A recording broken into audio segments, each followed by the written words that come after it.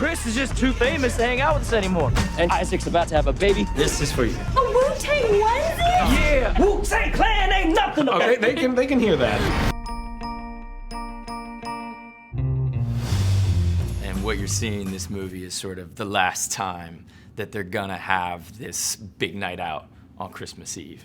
And it's got a sweet origin story that has to do with three friends, you know, or two friends coming together to help a third friend out in a really hard time in his life. You know, Joe's kind of like the emotional core of the movie, which is perfect for Joe. He's also very funny in the movie, but, you know, he's good at portraying, he has like this kind of, in the best way, like a very relatable, everyman kind of quality, and that's really what he is in the movie. It's a guy who doesn't quite know what he wants, doesn't quite know what he's doing, hasn't quite gotten over this thing that happened to him a long time ago, even though maybe he should have. Maybe you could argue that he shouldn't have, though, which I think a lot of people have stuff like that in their lives.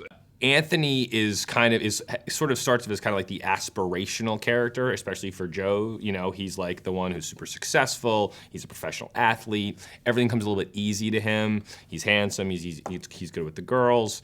And then for me, one of the most fun things about the movie is Seth gets to not be the anchor of the movie. He just gets to be crazy and hilarious, which if you really go back and think through, like, when's the last time he's gotten to do that, it's kind of 40-year-old version, or maybe Superbad, I guess. Like, those two movies back-to-back, he didn't have to anchor the movie.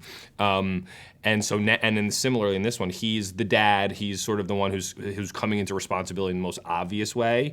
And so, of course, what we do with that is we flip it completely on his head, and he goes the most crazy of all three of them.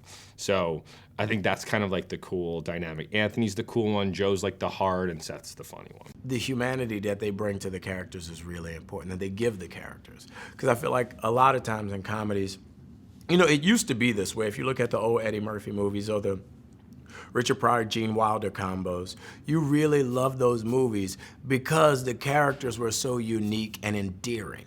Like, you could identify with those guys and really want to go on that journey with those guys. If they were killers, if they were bank robbers, whatever, you connected with those guys. And that's something that I think they've captured in a really unique way, specifically with this movie and with, you know, my character and even Joe's character. How wasted are you right now? Who's that guy? What guy? The guy on the cross. Jesus. Oh, Jesus. Don't you dare throw up in here. Swallow it like a girl would. I need a barf bag. No barf bag. Is it still happening? It's still happening a little. I came in like a